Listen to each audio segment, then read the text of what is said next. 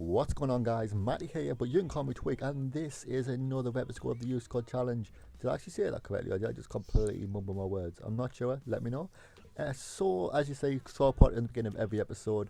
Today's episode is going to be a bit of a tough one, because the last episode, if you remember, if you haven't seen that one, pause this video and go and check that one out. There was a playlist on the channel, and probably going to be in the description as well, if I remember to do it. If I don't, please remind me. So as you can see, quite a few players is going. Tillyman's good with 76, Halalic is good with 72, Anderson's good with 75, Sterling's still doing pretty shit, and Bolo and Matuala are both doing pretty good actually, and Kishner, the guy who I just was singing his praises in the last episode, he was amazing, is now at 75 as well.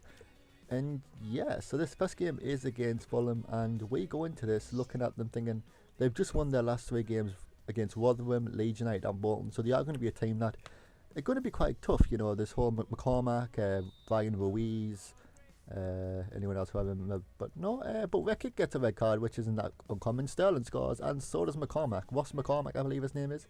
Oh yeah, and there's Roddy Yeager playing for them. But nothing really happened after that, until Traore scores in the 55th minute. With the minute I say that, he scores. What a player. So 2-1 at the moment, and if we can hold on to this, this could really cement us in a good position for the league. And yeah, we do. 2-1, first game of this episode. And this is taking our unbeaten streak to quite some length. So the next game is against Rotherham United, a team that's lost their last 3 games, Leeds United, Fulham and Bolton. So the other team that unfortunately aren't doing that great. But we do go up straight away in the 14th minute. They get a yellow card in the 16th and in a red card in the 27th. So we are 10 men. We are 1 man up anyway. And Bolo scores in the 40th minute. So Anson and Bolo just pretty much doing what they used to do. And then Kishner comes and scores. The guy who everyone knows is an absolute god to this series. He's definitely like the MVP in my opinion. He's the best player on this team, personally. Then Kishner scores again in the 89th minute to seal us a 4-0 victory. And that's going to really make us look good against the next opponent. And as you can see, we're in 3rd place. 3 points behind the league leaders and 5 points ahead of anyone else. Their team, look at that. Silvestri, obviously there's Adrian, can't remember who their striker is, but and Ancinelli, White, who I believe was a winger in the last series, in the last FIFA. I mean, I believe he was a right back. Oh no, left back. And I know he can change. Like, I know he can play in that position, but obviously Reckitt is back playing this game because he took his yellow card like a man. His red card, I mean. And yeah, so they do go on the attack in the 12th minute, and this was all of them. I mean, there's not that many.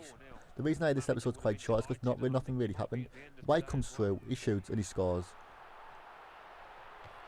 15 minutes in, they're already 1-0 up, and with a chance that Adrian I believe is it Adrian White? It sounds familiar.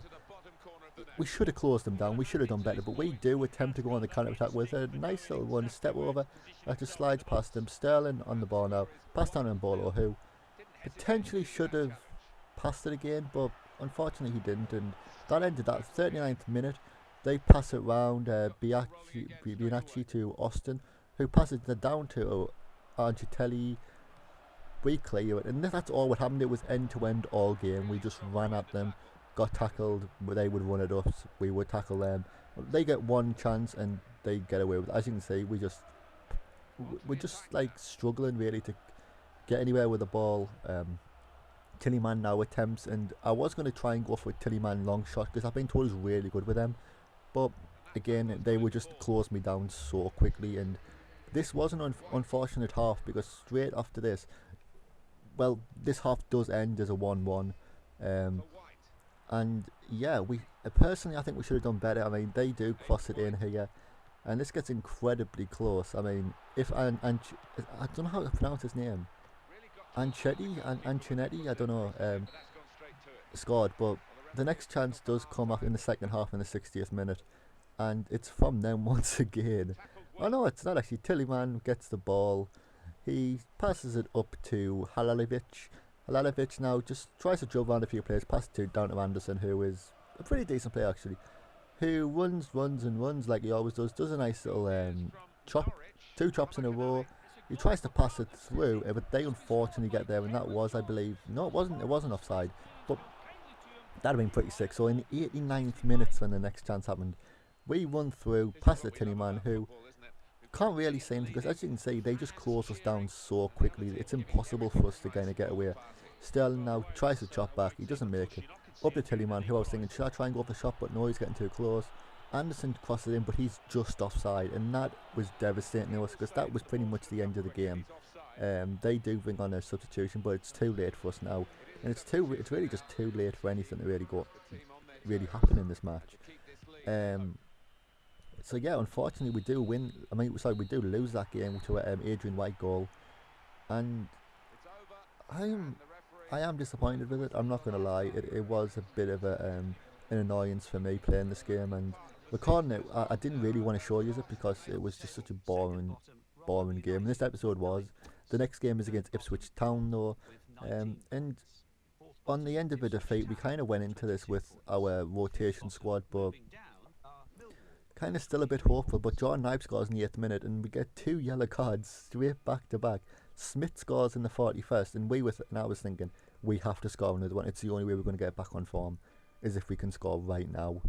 And unfortunately, we don't. They shoot in the 68th minute, and they put it in the back of the net, and that's how that game ends. So we went from quite a good run of victories to a defeat very, very quickly. However, Sheffield Wednesday was a opponent that I decided to play my best team. I thought, let's put them out there and let's just hopefully annihilate them. And 5 minutes in, Mbolo scores, and they get an injury, which is kind of unfortunate for them, but it's not really my problem.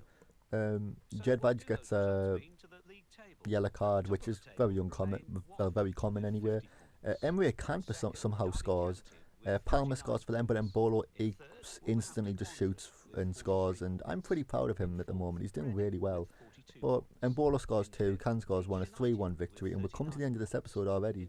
Yeah, I can't really believe it myself, but that's all that really happened this month. As you can see, we are still sat in 3rd, 3 points ahead of the next team, but again 4 points behind, so we have made like a deficit. So thank you for watching this video so much. If you liked it, leave a like. If you didn't, hit that dislike button. Comment if you haven't already, and the next episode will be up in the next couple of days. Bye bye.